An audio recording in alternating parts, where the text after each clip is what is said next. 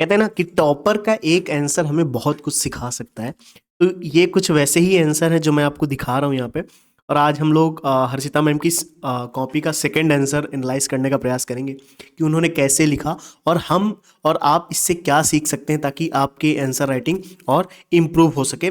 कुल मिला के हमें ये सीखना है, हम इन क्लासेस का यूज जो जो भी ये क्लासेस आपको मिल रही हैं, इन क्लासेस का यूज़ आपको कुछ इस पर्सपेक्टिव में करना है कि आप अपने आंसर को इम्प्रूव कर पाओ। राइट, मेरा भी यही मानना है कि आप यहाँ पे आए हो तो कहीं ना कहीं आप अपने आंसर्स को इम्प्रूव कर पाओ, वही बेटर है। ठीक है, चलो विदाउट वेस्टिंग द टाइम हम आंसर को देखना शुरू करते हैं। बहुत ज़्यादा मैं समय नहीं लूंगा आपका। ठीक है, चलो सब क्वेश्चंस पढ़ते हैं। सबसे पहले हमारा पहला काम होना चाहिए क्वेश्चंस पढ़ने का। क्वेश्चन लिखा है कि भारत की सार्वजनिक वितरण प्रणाली के अंतर्गत उचित उचित मूल्य की दुकान का प्रारंभ एक विकासशील प्रक्रिया है। ये कीवर्ड आप ध्यान रखना। इस आंसर में, इस क्वेश्चन में दो कीवर्ड हैं। जैसे उन्होंने पीडीएस सिस्टम की बात करी है, ठीक है, और उसके बाद एफपीएस की बात करी है, और उसमें भी उन्होंने ट्रांसफॉर्मिंग की बात करी है, एक विकासशील प्रक्रिया की बात करी है और उसको डिस्कस करने की बात की गई। यानी under the public distribution system in the fair price shop transforming is an evolving process. कहीं ना कहीं आपको कुछ चीज़ें इसमें समझनी पड़ेंगी। जैसे मैं आपको एक पॉइंट यहाँ पे बताता हूँ जो आपको इंपॉर्टेंट ध्यान रखना है। जैसे उन्होंने इस क्वेश्चन में सबसे पहले पीडीएस की बात करी है, पब्लिक डिस्ट्रीब्यूशन सिस्टम की, और उसके बाद उन्होंने बात करी है फेयर प्राइस की, ठीक है, एफपीएस की बात करी। ये दो तो अपने क्वेश्चंस के मेन कीवर्ड्स हो गए, लेकिन उसमें भी उन्होंने ट्रांसफॉर्मेशन की बात करी है, वो भी एक इवॉल्विंग प्रोसेस। एक चीज हमेशा आपको ध्यान रखनी है, मैं आपको पहले ही क्लियर कर देता हूं कि जब भी आप इवॉल्विंग प्रोसेस वाला क्वेश्चन ऐसा कोई देखो तो आपको वहां पे एक चीज हमेशा ध्यान रखनी है। पूछो क्या, मैं बताता हूं। जब भी ऐसा सवाल है कि आपको इवॉल्विंग प्रोसेस की बात की जाए तो वहां पे एक चीज ध्यान रखना कि आपको कहीं ना कहीं हिस्टोरिकल कॉन्टेक्स्ट लेकर आना बहुत जरूरी है। क्यों? क्योंकि जब आप कोई चीज इवॉल्व हो रही है, पहले कुछ थी, है ना, फिर कुछ और हुई, फिर धीरे से कुछ और बनती चली गई, फिर धीरे धीरे उसमें जब इंप्रूवमेंट होता चला गया तो वो और इंप्रूव होती चली गई। राइट, तो आपको एक इवॉल्विंग प्रोसेस भी बताना बहुत जरूरी होता है। I think this point is clear. यानी जब भी इवॉल्विंग जैसी कोई चीज आपको दिखे कि ट्रांसफॉर्म हो रही है, समय के साथ उसमें चेंजेस हो रहे हैं, तो आपको वो चेंजेस आंसर में बताना जरूरी हो जाता है अगर क्वेश्चन में ऐसी बात की गई है।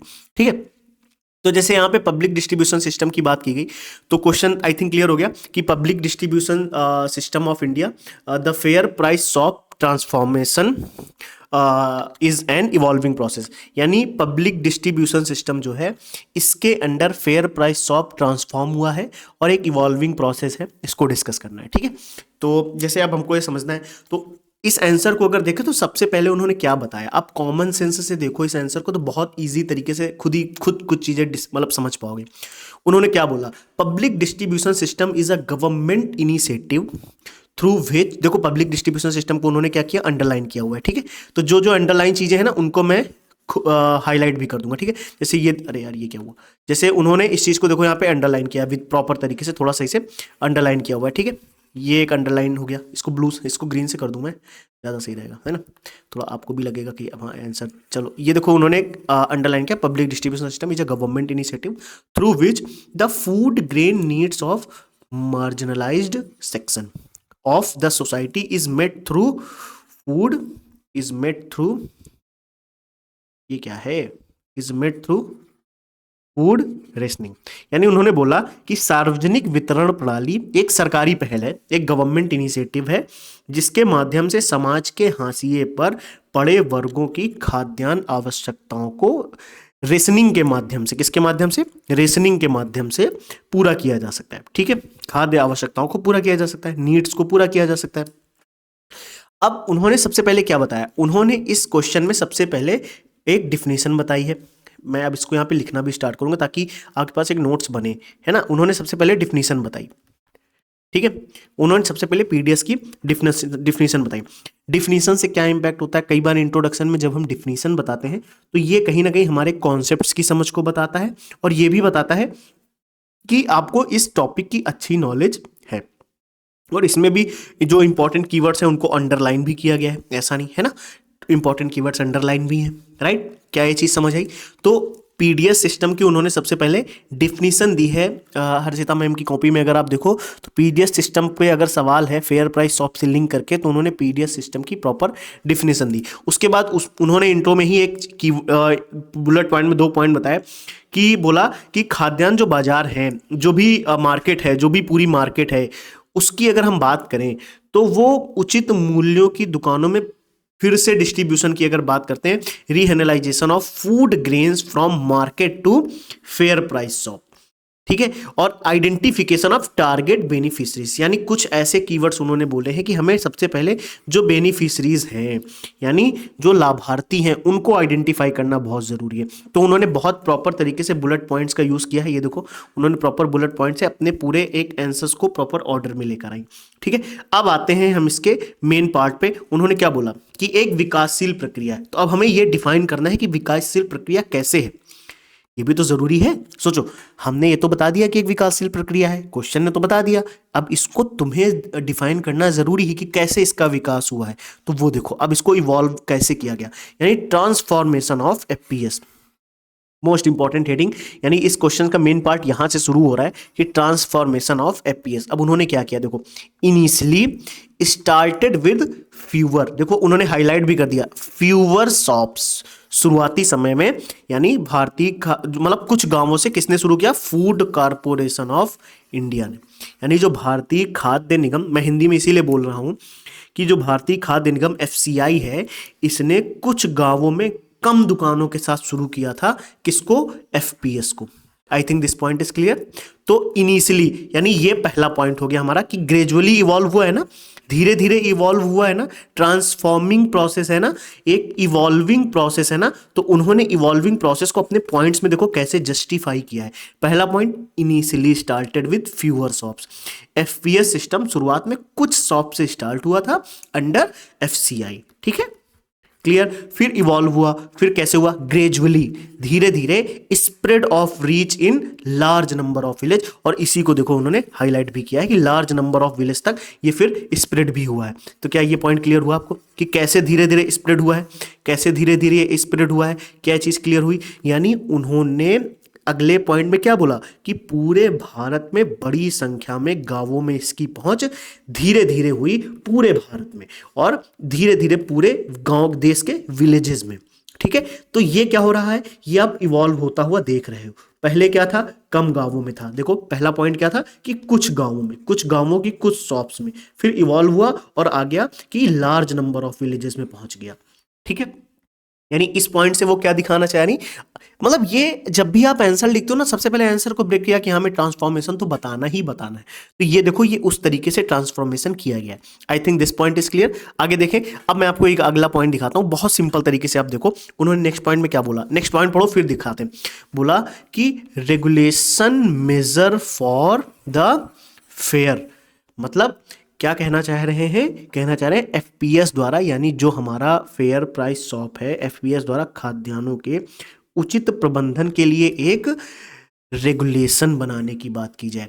अब ये रेगुलेशन वाला पॉइंट क्या बता रहा है, ध्यान से देखो, ये रेगुलेशन वाला पॉइंट आपको क्या बता रहा है, रेगुलेशन वाला पॉइंट इस आंसर की मल्टी डायमेंशनल अप्रोच को बता रहा है।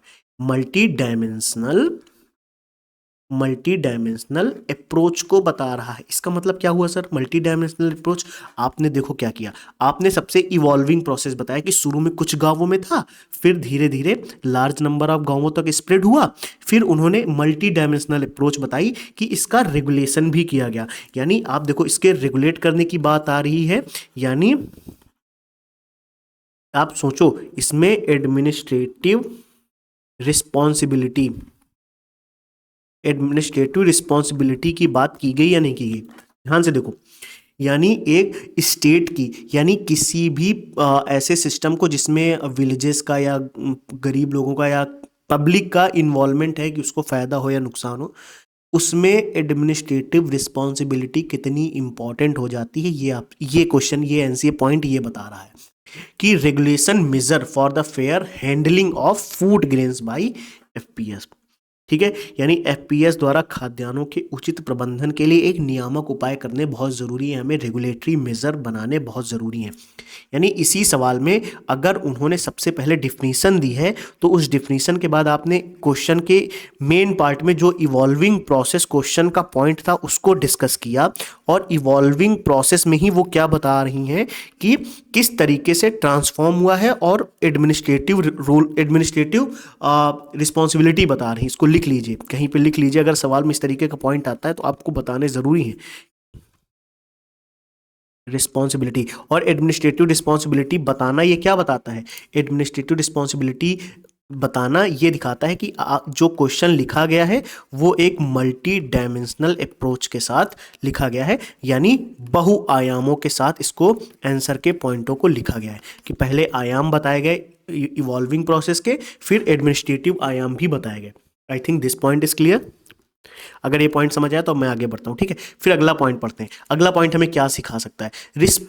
रिस्पॉन्सिबिलिटी क्या लिखा है कि responsibility handed to state governments. देखो ध्यान से, फॉर मैनेजिंग एफपीएस, यानी एफपीएस को मैनेज करने के लिए जो रिस्पॉन्सिबिलिटी है वो किसको दे दी गई? यानी एफपीएस के प्रबंधन की जिम्मेदारी राज्य सरकारों को सौंप दी गई। यानी एफपीएस का जो भी मैनेज करना है, एफपीएस को जैसे भी मैनेज करना है, उसकी रिस्पॉन्सिबिलिटी किसको दे दी गई? स्टेट गवर्नमेंट को दे दी गई। तो हम ये भी तो कह सकते हैं कि हम एक साइड एडमिनिस्ट्रेटिव रिस्पॉन्सिबिलिटी की भी बात करते हैं और स्टेट की रिस्पॉन्सिबिलिटी की बात करते हैं, और दोनों के तहत हम एक मल्टी डायमेंशनल अप्रोच देख रहे हैं। और ये धीरे धीरे इवॉल्व हुआ, ये धीरे धीरे इवॉल्व हुआ है ना। शुरुआत में क्या हुआ, देखो ध्यान से, बहुत शुरू में आपने क्या देखा कि बहुत कम गांवों के साथ शुरू हुआ, कुछ गांवों के साथ शुरू हुआ, पहला प्रोसेस है ना। पहला प्रोसेस क्या था? कुछ गांवों के साथ शुरू हुआ, फिर धीरे से इवॉल्व हुआ और पूरे देश में लार्ज नंबर ऑफ विलेजेस में फैल गया। उसके बाद क्या किया गया? उसके बाद फिर से इवॉल्व हुआ और उसको एडमिनिस्ट्रेटिव रिस्पॉन्सिबिलिटी दी गई। फिर ये भी इवॉल्व हम देखते हुए देख रहे हैं कि स्टेट को भी रिस्पॉन्सिबिलिटी दी गई। ये इवॉल्व हो रहा है, ये इवॉल्व, आप इवॉल्व होती हुई चीज़ें देख रहे हो, यानी ये बहुआयामी दृष्टिकोण से आंसर लिखा गया है। फिर उसके बाद हमारा पांचवा पॉइंट क्या बता रहा है? ध्यान से देखो, हमारा पांचवा पॉइंट बता रहा है adoption of one nation ration card. ये पॉइंट यहां बताने की क्या रिक्वायरमेंट थी? आप सोचो, ये पॉइंट यहां पे क्यों बताया गया?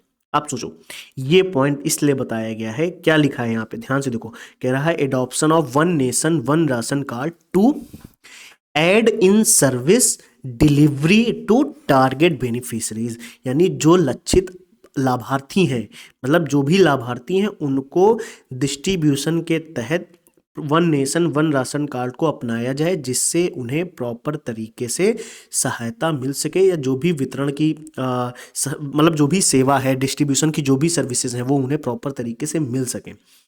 ये one nation one ration card बताने का ऑब्जेक्टिव क्या है यहाँ पे पता? सबसे पहले तो one nation one ration card, ये इसका बताना क्या कहता है कि आपने अपने आंसर्स को करंट ओरिएंटेड भी बना दिया। चलो, करंट का ही मुद्दा है ना ये, है ना, करंट ओरिएंटेड भी हो गया। इसके साथ साथ देखो, एक तो करंट ओरिएंटेड हो गया, और इसके साथ साथ ये one nation one ration card government के द्वारा किए गए हाल में जो सुधार उपाय किए गए हैं उनको भी दिखा रहा है। Right right. अब इसमें देखो, एक चीज आप ये बताओ, कॉमन सेंस से हम समझ सकते हैं कि जब हमने एक side one nation one ration card का एग्जांपल दिया, जिससे करंट ओरिएंटेशन बन रहा है ना, करंट का लिंकेजेस बन रहा है, और साथ में ये भी समझ में आ रहा है कि इसमें गवर्नमेंट का भी तो रोल है। राइट। तो एक साइड आप देखो, मल्टी डायमेंशनल अप्रोच के साथ साथ उन्होंने किस अप्रोच को छुआ है? करंट डायमेंशंस को। किस डायमेंशंस को छुआ है? करंट डायमेंशंस को छुआ है। I think this point is clear, है ना। एक ही आंसर में आप कई चीजें देख रहे हो, डिफिनेशन भी देखी, इवॉल्विंग प्रोसेस के तहत उन्होंने इवॉल्व होता हुआ हिस्ट्री बताई, यानी इवॉल्विंग हिस्ट्री भी बताई उन्होंने, और एडमिनिस्ट्रेटिव रोल भी बताया। अब उसमें उन्होंने करंट ओरिएंटेड पॉइंट भी बताया। ठीक। अब देखो, यही नहीं, छठा पॉइंट उन्होंने क्या लिखा? एक आंसर में छह छह पॉइंट लिख के आओगे, मार्क्स नहीं मिलेंगे? जरूर मिलेंगे। एडॉप्शन ऑफ टेक्नोलॉजी, देखो ध्यान से, adoption of technology with digital record of food grains. अगर हम टेक्नोलॉजी को, यानी उन्होंने एक इस आंसर का एक टेक्नोलॉजिकल डायमेंशन भी लिख दिया। टेक्नोलॉजिकल, ये क्लासेस आपको समझ में नहीं आएंगी क्योंकि आप लोग मस्ती में ज़्यादा रहते हो, इसलिए मस्ती नहीं, क्लासेस पे ध्यान दो। उन्होंने टेक्नोलॉजिकल डायमेंशंस की भी बात करी। अब टेक्नोलॉजिकल डायमेंशंस में क्या होगा, आपने इवॉल्विंग प्रोसेस बताया, एडमिनिस्ट्रेटिव प्रोसेस बताया, गवर्नमेंट रिस्पॉन्सिबिलिटी बताई, करंट ओरिएंटेड भी बता दिया, आपने उसका टेक्नोलॉजिकल डायमेंशंस भी बता दिया। यानी टेक्नोलॉजिकल डायमेंशंस भी इस आंसर को कहीं ना कहीं करंट ओरिएंटेड भी तो बना रहा है, कहीं ना कहीं करंट ओरिएंटेड भी बना रहा है, और आपके आंसर्स में लिखे गए पॉइंट को और वैल्यू एडिशन उसमें कर रहा है। I think this point is clear. और ये रहा आपका मेन पार्ट आंसर का। उन्होंने 6 पॉइंट लिखे हैं और 6 एक अलग अलग डायमेंशंस पे आए। ठीक, फिर उन्होंने क्या किया, उन्होंने एक नई हेडिंग बनाई चैलेंजेस की, कि एफपीएस के साथ कुछ चैलेंजेस भी हैं। एफपीएस के साथ कुछ चैलेंजेस हैं, तो बोले क्या, एक black marketing, not sufficiently reaching the targeted beneficiaries. यानी ये पॉइंट क्या बता रहा है, एक तो ब्लैक मार्केटिंग का पॉइंट हो गया, एक पॉइंट हो गया not sufficiently reaching the beneficiaries. ये कुछ पॉइंट्स क्या बता रहे हैं, एक तो भ्रष्टाचार का पॉइंट आपने बताया, फिर कालाबाजारी वाला पॉइंट इसमें आपने बताया, ये देखो भ्रष्टाचार वाला पॉइंट, ठीक है, corruption, issue of corruption and holding, है ना, भ्रष्टाचार और जमाखोरी वाला पॉइंट, ये जो है भ्रष्टाचार और जमाखोरी का पॉइंट, एक ये पॉइंट है, एक ब्लैक मार्केटिंग पॉइंट है, और एक पॉइंट है कि पर्याप्त रूप से हम बेनिफिशरीज तक नहीं पहुंच पा रहे हैं। ये 3 चैलेंजेस उन्होंने टू द पॉइंट बताए। आप देखो, टू द पॉइंट, है ना, कोई भूमिका नहीं, कोई लंबे स्टेटमेंट नहीं, है ना, स्टेटमेंट लंबे नहीं है, ठीक है, ध्यान से देखो, स्टेटमेंट लंबे नहीं है, और ये प्लस पॉइंट है, ये गुड है, ये अपने लिए सही है, सभी के लिए सही है कि एग्जामिनर ने टू द पॉइंट चीजें पढ़ी, आगे बढ़ा और उसको समझ में आ गया हाँ किस बारे में बात की, कि बस पॉइंट खत्म। 3 पॉइंट लिखने थे, बताया, और लास्ट में इंट्रो में क्या बताया कि PDS is an important tool in fulfilling the health and nutritional requirement of the marginalised section. यानी पीडीएस हाशिए पर खड़े, यानी जो मार्जिनलाइज्ड सेक्शंस के लोग हैं, जो हाशिए पर खड़े लोग हैं, उनको हेल्थ से रिलेटेड और पोषण संबंधित जरूरतों को, आवश्यकताओं को पूरा करने के लिए एक बहुत इंपॉर्टेंट, महत्वपूर्ण इंपॉर्टेंट टूल है, इंपॉर्टेंट उपकरण है। कौन? पीडीएस। आई थिंक अब चीज समझ आई कि एक आंसर को किस तरीके से जस्टिफाई किया गया है। अब जैसे कल हम लोगों ने ये सवाल किया था, इसमें हम लोगों ने अलग अलग पॉइंट देखे थे, तो आज के आंसर से भी हम लोगों ने बहुत सारे पॉइंट देखे हैं। तो अब आज के आंसर से जो भी पॉइंट हम लोगों ने देखे उनको एक जगह पे लिखने का प्रयास करते हैं, ठीक है, ताकि सही से अपने पास नोट्स में रेडी रहे कि हाँ हमें क्या क्या करना है। मैं यहाँ पे लिखता हूँ, ठीक है। यानी हम लोगों ने इस पीडीएस वाले सवाल में क्या देखा, आज के सवाल में हम लोगों ने ये देखा कि सबसे पहले डिफिनीशन बताई गई, यानी हम डेफिनेशन बता सकते हैं, ऐसी कोई प्रॉब्लम नहीं है। इंट्रो में आप कीवर्ड्स, इंट्रो में कीवर्ड्स वाला पॉइंट ध्यान रखेंगे कल की क्लास से, ठीक है। कीवर्ड्स बताए गए, आंसर डिफिनीशन बताई गई। डिफिनीशन के बाद जब मेन पार्ट पे आए तो मेन पार्ट में इवॉल्विंग प्रोसेस था, तो इवॉल्विंग प्रोसेस बताया गया। इवॉल्विंग प्रोसेस के साथ साथ इवॉल्व कैसे हो रहा है, तो हिस्टोरिकल कॉन्टेक्स्ट के साथ है ना, हिस्टोरिकल कॉन्टेक्स्ट के साथ आंसर बताया गया। हिस्टोरिकल कॉन्टेक्स्ट के बाद हमने क्या देखा, जो हमारा नेक्स्ट पॉइंट था वो हमें क्या बता रहा है कि कहीं ना कहीं हम मल्टी डायमेंशन पे गए, ठीक है, मल्टी डायमेंशंस पे गए। उन्होंने मल्टी डायमेंशनल अप्रोच बताई। मल्टी डायमेंशनल में क्या बताया, सबसे पहले प्रशासनिक वाला पॉइंट बताया, एडमिनिस्ट्रेटिव वाला, ठीक है। अरे यार ये क्या लिख दिया, प्रशासनिक, wait wait wait wait, multi dimensional approach वाला बताया, ठीक है। प्रशासनिक वाला पॉइंट आया, फिर प्रशासन को, अब उन्होंने अगर प्रशासनिक अप्रोच के साथ ये पॉइंट्स बताए हैं, इसके बाद इसी में उन्होंने सरकार की रिस्पॉन्सिबिलिटी के बारे में बात कर दी, इसी में उन्होंने सरकार की रिस्पॉन्सिबिलिटी के बारे में बात करी। फिर मल्टी डायमेंशनल में ही उन्होंने एक one nation one ration card की बात करी, ठीक है, और इसी मल्टी डायमेंशनल में उन्होंने टेक्नोलॉजी की भी बात करी। अब देखो एक ही आंसर में उन्होंने ये पॉइंट्स बताए, हर एक पॉइंट अलग अलग है, ये भी पॉइंट है मेन बॉडी का, ठीक है, फिर उसके बाद ये भी पॉइंट है मेन बॉडी का, ये भी है, ये भी है, ये भी है, ये भी है, हर एक डायमेंशंस पे उन्होंने बात करी। फिर उसके बाद उन्होंने एक पॉइंट क्या बताया, चैलेंज का बताया है, और चैलेंज में उन्होंने कौन से पॉइंट बताए, 3 पॉइंट। उन 3 पॉइंट से हम लोगों ने क्या सीखा है, उन 3 पॉइंट से हम लोगों ने सीखा है कि बुलेट पॉइंट में अपना आंसर्स को लिखा है, जो है कि टू द पॉइंट, ठीक है। और इन कंक्लूजन से हमें क्या समझ में आ रहा है, कंक्लूजन से हमें ये समझ में आ रहा है कि कंक्लूजन एक वे फॉरवर्ड है और पॉजिटिव डायरेक्शन में लिखा गया है कि पीडीएस सिस्टम कितना इंपॉर्टेंट है। ठीक है। आई थिंक ये सवाल अब आपको काफ़ी कुछ आंसर ने सिखाया है ऑलरेडी। ठीक है, जितना मैं सिखा सकता था मैंने आपको सिखाने का प्रयास किया है। ठीक है, चलिए अब आज की क्लास को मैं यहीं पे समाप्त करना चाहूँगा। मिलते हैं हम लोग नेक्स्ट क्लास में। ठीक है, चलो कोई बात नहीं, और नेक्स्ट क्लास में मिलेंगे, किसी नेक्स्ट कॉपी के साथ मिलेंगे या मैम की ही नेक्स्ट आंसर के क्वेश्चन आंसर के साथ मिलेंगे, या बहुत लोगों की कॉपीज से हमें बहुत कुछ सीखने को मिलेगा। ठीक है, चलिए, thank you, take care, bye bye.